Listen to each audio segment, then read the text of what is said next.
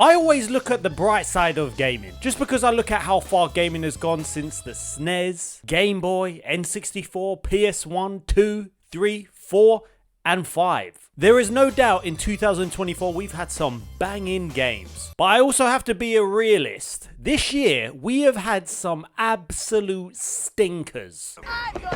It's so dumb. It's so dumb, it's brilliant. No! It's just dumb! So we are going to run through these top 10 worst PlayStation games of 2024. And there are also a few predictions on here, so I'll be waiting for the keyboard warriors.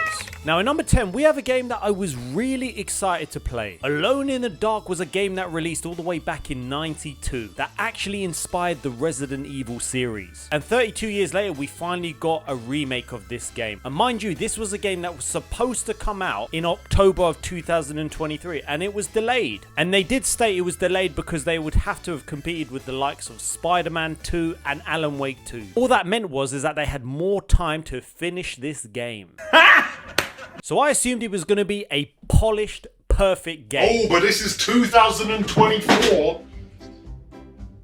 Well, I bought it, and then within 2 to 3 hours of playing the game, I got stuck on a bug that actually stopped me from progressing. I tried rebooting the game, didn't work. I took the disc out, I thought, no way, I need to make sure I've reloaded a previous save. I tried reloading a previous save. I did everything from the beginning of that chapter. I wasn't going to do the game from the beginning, forget that, and it still didn't work. I was stuck on this flipping building at the top, and there was supposed to be an animation. A button was supposed to come up, and he was supposed to hold on to this thing where he just kind of, you know, goes down. Couldn't progress. I wasn't going to waste 3 hours of a game that I wasn't actually really enjoying that much. You get to choose between 1 or 2 characters. I chose the Detective Edward, as you are looking for Emily's uncle who has gone missing, and then you are investigating this mansion. I thought the graphics was really good, and I was like, okay, the sound effects, they were quite good.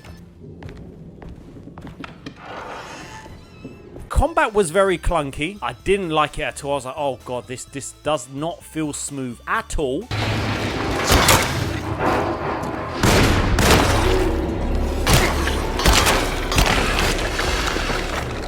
I really liked the puzzles, they were really difficult, and the story just wasn't really doing it for me. From the get-go, you're in the car with them both, and you're looking for her uncle, and it doesn't really get you going. I was wondering when you were going to show up. Mrs. Thompson told me you were here. I didn't feel like, oh my god, I can't wait to play more of this game. I was like, okay, we're looking for our uncle in this mysterious house, and up until that point, I was kind of plodding along, and then that didn't work. I really don't feel like I'm missing out. Listen, at least they might have a chance in the future. Damn, the industry is brutal. In number 9, we have X-Defiant. And X-Defiant was the game that was going to compete with Call of Duty. This was the game that was going to bring back other players that used to love the Call of Duty games and replicate that fun, and it's going to be just incredible. I thought it was okay. I did a video on it, and I ended up deleting it, and I haven't played it since, and I don't wish to. It's great that it's free to play, but as a gamer that loves story-driven games and always will, I really think companies need to just stop trend chasing and start trend setting. It's quite a good saying. Ubisoft used to do that.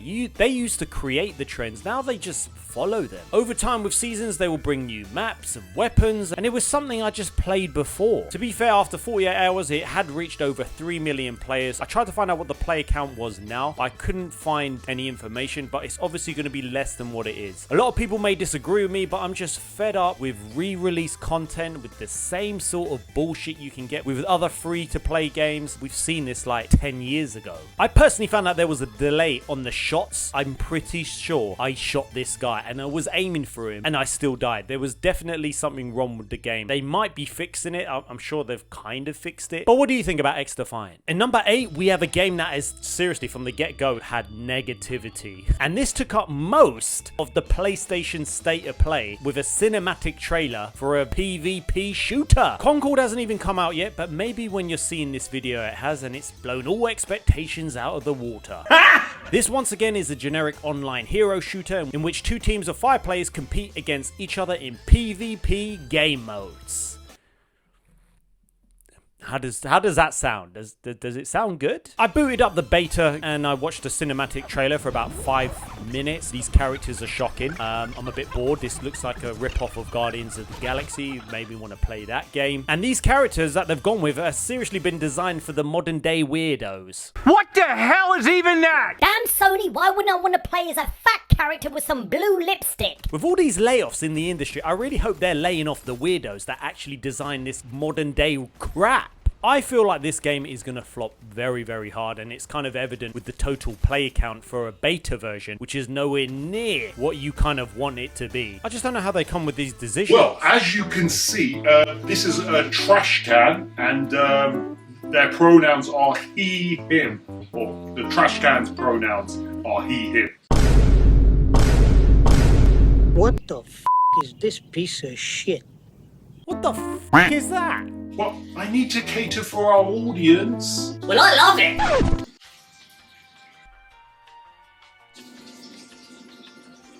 Why? I have a penis. There we go.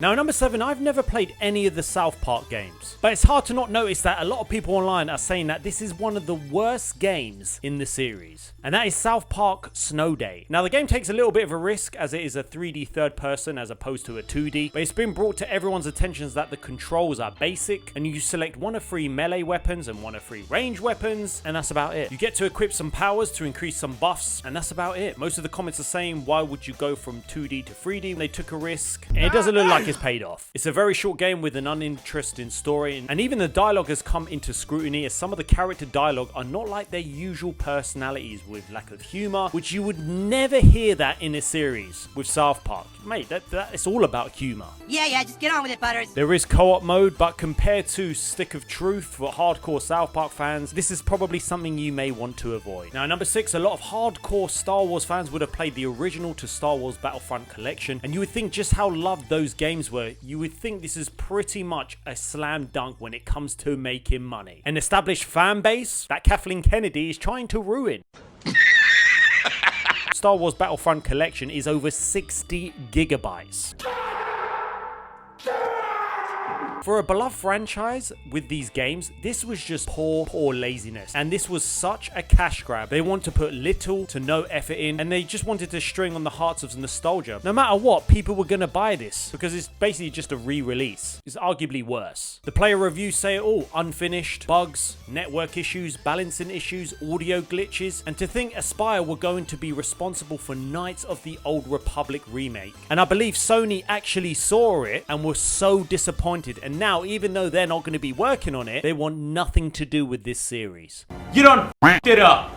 Now, at number 5, there is no doubt that Assassin's Creed Shadows will sell because it's Assassin's Creed. It is a massive flipping franchise. And before you say I'm a hater, I really did love the Assassin's Creed games. Really did, especially the older ones. And even the newer ones to an extent. Ubisoft were the best at innovation. Let's not make ourselves depressed now. But I do think Assassin's Creed Shadows is not going to do as well as the others. As you know, it has pissed off a whole country, and a lot of people were saying before, it's all Twitter. They recently came out with an apology specifically to their Japanese community, and if there wasn't an issue, and it was just the internet, they wouldn't really have come up with this. But they have. I just think, first of all, it took me out of the immersion as soon as we found out the characters we were playing. The fact that we're going into 1579 feudal Japan, playing as a character who needs to stay in the shadows to stay undercover, he's just a bit bait. Nation.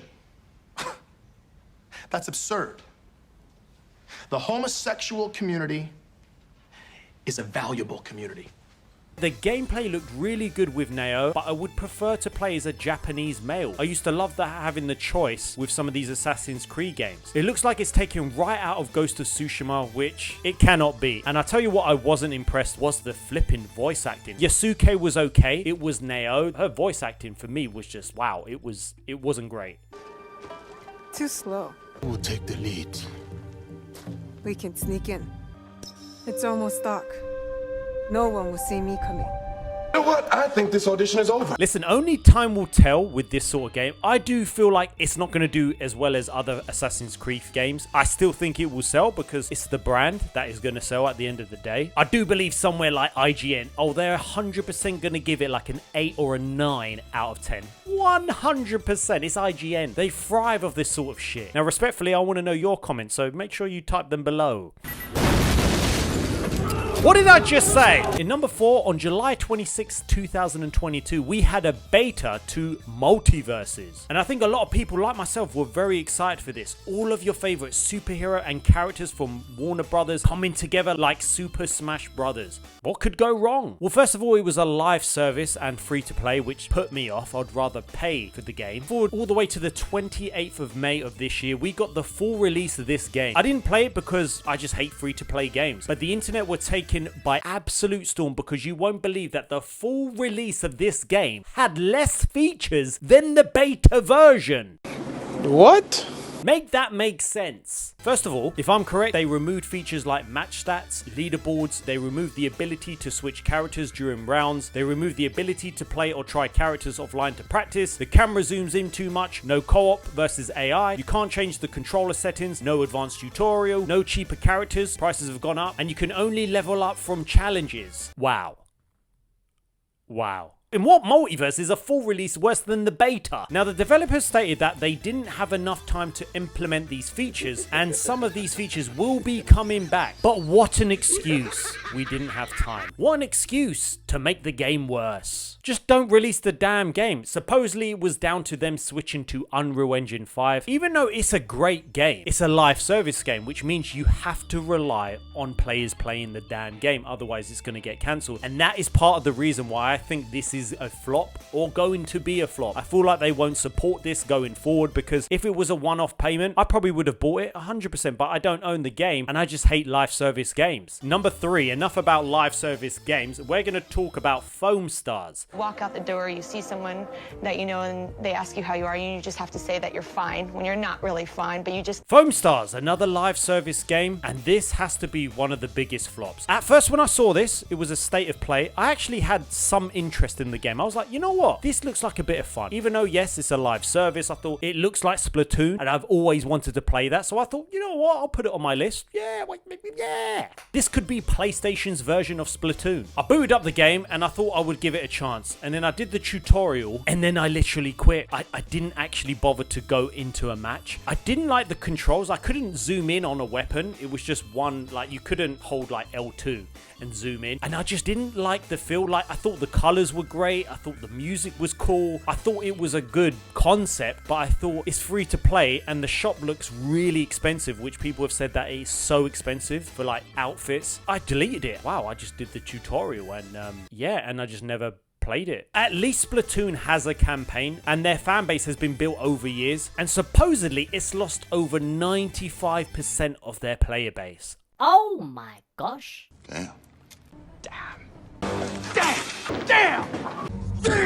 I guess it didn't help that Helldivers 2 released like a few days before or after. I think it was after. I can't really remember. And that was obviously a success. Why would anyone want to play that one? Now, how many live service games does Sony want their players to play? It doesn't make sense that we have lives. We have to actually earn the money to buy these games. People who play live service, arguably they play 1, maybe 2 live service games, tops 3. I don't see a lot of people playing like 5, 6, 7 live service games. If you're one of them who loves live service games, or you play Fortnite, do you play like another one on top, or do you play like just Fortnite? You can't release all of these live service games and expect like your players to play all of them. It doesn't make sense. Now, number 2, if you're looking at what a AAA, no, sorry, let's start that again. Now, if you're wondering what a quadruple A game looks like, look no further than a game that's been 11 years in development. Skull and Bones.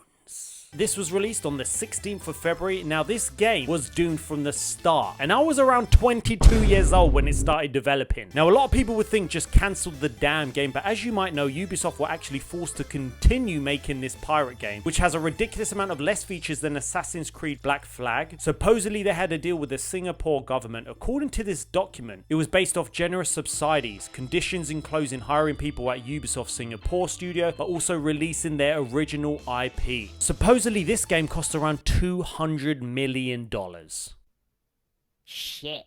And the amount of change in management over the 10 years was crazy. One employee stated this was meant to be a quick and easy expansion, but nobody knew what the f they were doing. Now, I haven't played the game, I just don't wish to, but it's all about building your ship and setting for the sea and battling it out against bosses and enemies. The ship fanatic or pirate fanatic, you probably will like this a lot. But when you have Assassin's Creed Black Flag, which has a story, combat, ships, it is so much more superior. Skull and Bones, there's some offshore exploration to buy some materials. You can't do anything, there's no combat, there's nothing else to do. For the first of a quadruple A game, I don't think there's anything wrong with wanting more. I believe at launch they had less than 1 million players. That included the free trial. Now in number 1, there's one thing that Suicide Squad Kill the Justice League does very well. Committing suicide to its own fan base that used to love this studio more than anything. It is actually sad to see a studio like Rocksteady, but they were the best. And to think what they have become, wow. Suicide Squad Kill the Justice League for me was the worst game I have played this year. And remember, it's all about opinions. It's okay that you might think differently, but it was the worst game I played this year. For a game that relies on the live service aspect, there were too many cutscenes, which I think are the worst for a live service game. You don't want long cutscenes for a live service game, or for a game that relies on the gameplay it's supposed to be addictive. Like Helldivers 2, arguably, has very little to no cutscenes. And even when you're loading in, it has the most epic music going on.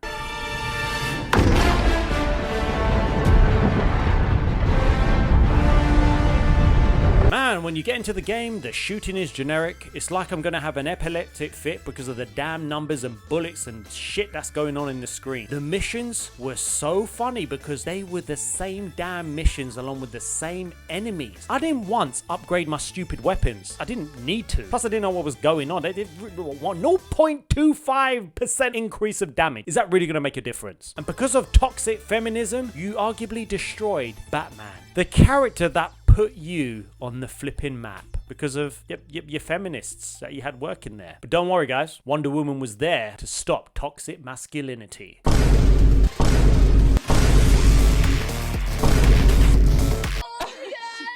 The OG directors of Rocksteady have created their own new studio because Rocksteady is not run by the same people anymore. Who would have thought this game lost over $200 million? And luckily, even though I wasted money on mine, I shipped my copy off to a nice member that lives all the way in Denmark. There's no way it's coming back here. No way. I don't want it back. There are a few games I haven't mentioned just because I don't think they are a flop, only because I think some of them will receive well. Star Wars Outlaws, I don't think it would be amazing. I think it could be a good game. Just like Avatar, it's a good game. Average. Maybe below average. Rise of the Ronin, I didn't put on this list, not just because I love the game. At first you think you're not going to like it. The story's great, the combat's amazing, and arguably for Team Ninja, I do believe this is their best-selling game. Say what you want about the game, I don't think it flopped. And Silent Hill 2, I haven't put on the list. This could flop. This could very much flop. It's Konami. But I don't think it will. Arguably, surely you can't ruin this. All you have to do is remake it. Damn it, I'm not going to get any sponsors, am I? What do you think about the gaming flops of 2024? Do you agree with me? Do you not agree with me? You can cancel me in the comments below. Well, let's take a look at the comment of the day from my previous video. I finally played Final Fantasy VII Rebirth. Shout out to Chax. You're in for a great game. Take your time. It really has a lot of things to do. Love your channel. Greetings from Mexico. Thanks for the comment, bro. And as of this video, I've put probably 15 hours into Final Fantasy VII Rebirth. I've completed the first map near enough. I've basically 100% it. And I just think it is an incredible freaking game. I absolutely love it. Arguably, I do believe this could potentially be my best game of 2024. We still have Black Myth Wukong, still have Silent Hill 2, we still have Astro's Playroom. So there's still a few contenders of what will be game of the year, as well as Stellar Blade. Really love that part. Final Fantasy VII Rebirth. Oh my gosh, it's so good. Ah, yeah. Well, I can't wait to see the comments of this video.